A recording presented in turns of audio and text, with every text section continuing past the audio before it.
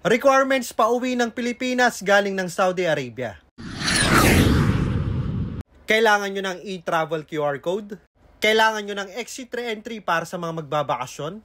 Or sa mga babalik pa ng Saudi Arabia? At final exit visa naman para sa mga magfo-for good. Syempre, kailangan nyo ng valid passport and confirmed ticket.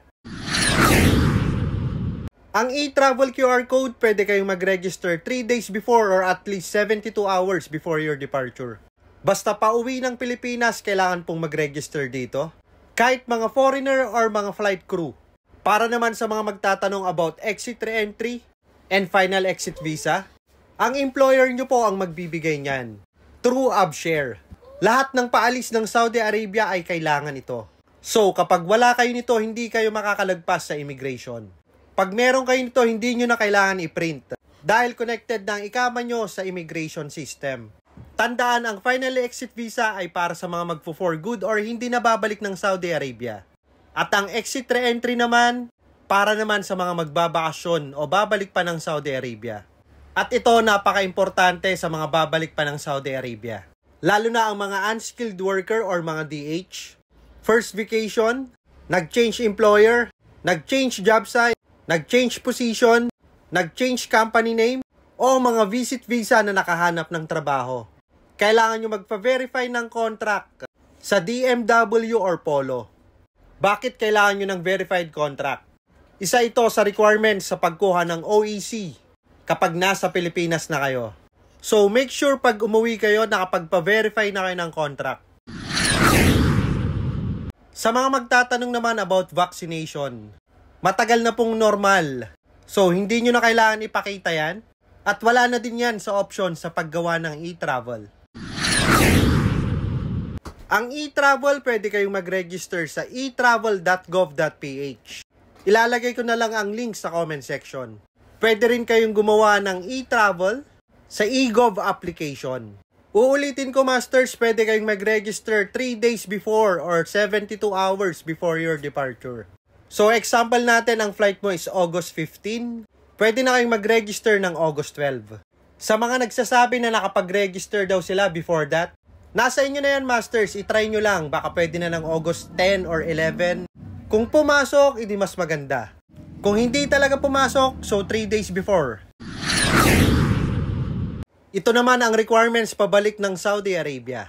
Kailangan nyo ng e-travel QR code. Tama, Masters. Pag babalik kayo ng Saudi or kahit na anong bansa, kailangan nyo mag-register ulit sa e-travel. Iba ang e-travel ng arrival tsaka departure. At ang registration niya 3 days before or 72 hours before your departure. Kailangan nyo ng OEC, kailangan nyo ng re-entry visa, at ang inyong passport dapat ay valid ng at least 6 months. So make sure valid yan ng 6 months. Kasi kung hindi valid ng 6 months, hindi kayo makakaalis. And of course, kailangan nyo ng confirmed ticket. Sa mga skilled workers, i-check nyo sa POPSBAM kung makakakuha kayo ng online OEC. At kung hindi naman pwede, kailangan nyo magpa-appointment sa POEA or sa pinakamalapit na satellite office. Para sa lahat, unahin nyo na to, Masters. I-double check nyo na online or magpa-appointment na kayo. Dahil ang iba nakakalimutan nilang kumuha ng OEC. Kaya minsan nagkakaproblema sila. At minsan mahirap kumuha ng appointment. At babalik naman tayo sa e-travel. Ang mga Pilipino lang ang magre-register pag paalis ng Pilipinas or departure. Or ang mga Filipino passport. So kapag ang asawa nyo ay ibang lahi or ang anak nyo, hindi nyo na kailangan mag-register. Or kahit yung mga hindi na Filipino passport.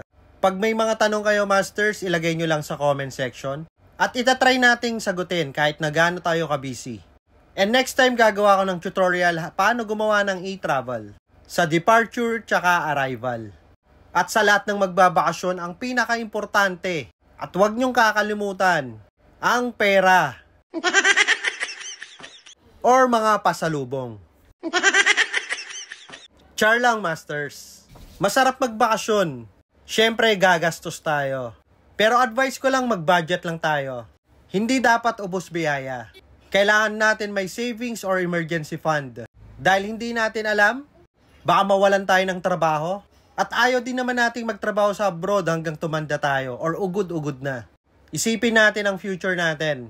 Lalo na ang pamilya natin. Okay, Masters, have a safe flight. Enjoy your vacation.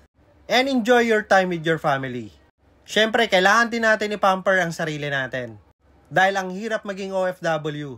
Okay, Masters, maraming salamat sa panonood. Master Bay out!